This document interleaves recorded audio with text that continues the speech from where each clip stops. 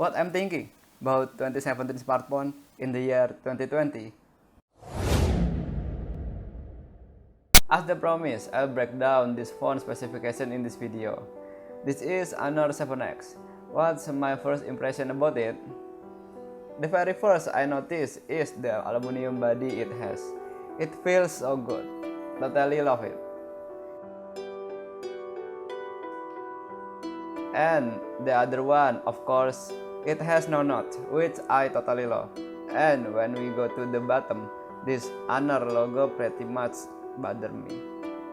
I don't like it, but I understand why it exists. Huawei really want to promote the Honor brand really badly. While I remember bought this phone for 95 USD, brand new, I immediately impressed by its display quality. No, actually, with that price I must be impressed by almost any other aspects of this phone. The 1080 by 2160 pixels IPS display with 18 by 9 aspect ratio seriously really good, especially for a phone that costs 95 USD.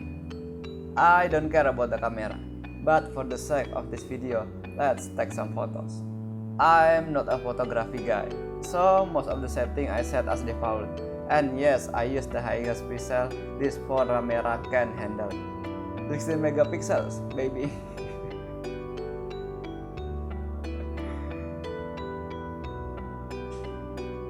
This flower is beautiful. Boxy is pretty in this pic. My birthday cake, thanks mom. My face taken by my cute little sister. And the last is my selfie with 8 megapixel front camera. Honor 7X has few variants for its internal storage and RAM capacity.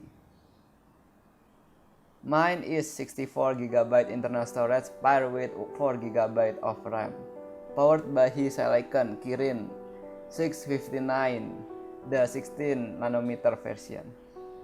I'm not familiar about Kirin chipset, but with the quite short time I play around with it, it really gives a smooth performance.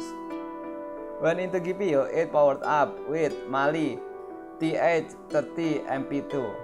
I also not familiar with Mali, but again it gives a pretty good performance to run one of my favorite games, Super Starfish.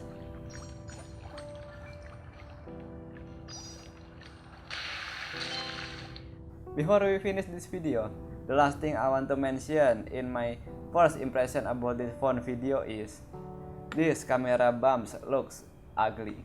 I don't like it. I'm pretty sure Honor can do better job about it.